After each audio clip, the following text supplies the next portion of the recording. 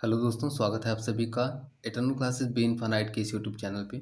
तो जैसा कि हमने कल सीडीएस प्रीवियस ईयर क्वेश्चन की एक सीरीज स्टार्ट की है, जिसमें हम पास्ट ईयर क्वेश्चंस को डिस्कस कर रहे हैं। ऐसा ही एक क्वेश्चन मैं आपके लिए आज भी लेकर आया हूँ। तो हिस्ट्री के हम क्वेश्चंस को पहले स्टार्ट करेंगे, ठीक है।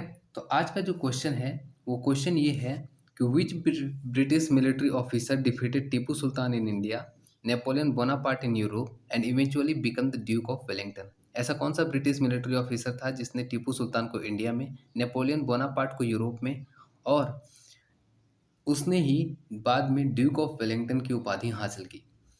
तो आपके जो ऑप्शन है that is Arthur Wellesley, first option है। Second option is Warren Hastings. Third option is Robert Clive. Fourth option is Richard Wellesley. तो इसका जो आंसर है that is Richard Wellesley. Richard Wellesley ही था जिसने टीपू सुल्तान को इंडिया में, नेपोलियन बोनापार्ट को यूरोप में और बाद में उसी ने ड्यूक ऑफ वेलिंगटन की उपाधि हासिल की, ठीक है। रिचर्ड वेलेस्ली के बारे में भी जान लेंगे हम थोड़ा सा, क्योंकि मैंने कहा था कि जो भी आंसर होगा उसको हम ब्रीफ में थोड़ा सा डिस्कस करेंगे। Richard Wellesley board of control for India का मेंबर था 1793 से। बाद में 1797 में ये governor general of Bengal appoint हुआ और ये इंडिया में 1805 तक रहा।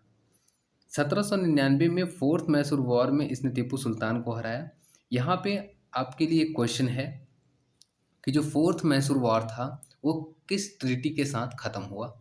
साथ ही साथ एक क्वेश्चन और कि जो गवर्नर जनरल ऑफ बंगाल था वो गवर्नर जनरल ऑफ इंडिया किस एक्ट के तहत हुआ और ऐसा कर बनने वाला पहला इंसान, पहला जो ऑफिसर था वो कौन था, ठीक है।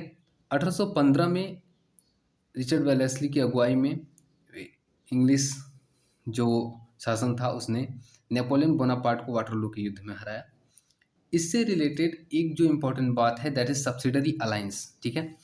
अब सब्सिडरी अलायंस में क्या होता था कि जो इंडियन स्टेट्स थे वो सब्सिडी के तौर पे सब्सिडी देते थे ईस्ट इंडिया कंपनी को, और बदले में ईस्ट इंडिया कंपनी उन्हें ये आश्वासन देती थी कि हम आपको एक्सटर्नल एग्रेशन, यानी एक्सटर्नल जो भी आपको अटैक्स होंगे उनसे हम बचाएंगे, साथ ही साथ इंटरनल डिस्टर्बेंसेस से, जो भी इंटरनल रिबेलियन होंगे उनसे भी हम आपको सिक्योरिटी देंगे। इसके बदले में आप हमें सब्सिडी देंगे। छोटे स्टेट्स जो थे वो छोटे स्टेट क्या करते थे कि उनको कैश देना पड़ता था, और जो बड़े स्टेट से उनको टेरिटरी देनी पड़ती थी। अगर वो टेरिटरी जो टेरिटरी थी अगर वो सब्सिडी देने में असफल होते थे तो वो जो टेरिटरी थी वो ईस्ट इंडिया कंपनी के अंडर में चली जाती थी। साथ ही साथ उन्हें ये कहा जाता था कि आप ईस्ट इंडिया कंपनी के अलावा किसी और बाहरी कंपनी या फिर बाहरी किसी देश से आप रिलेशन नहीं रखेंगे बिना किसी परमिशन, बिना ईस्ट इंडिया कंपनी के परमिशन के, ठीक है।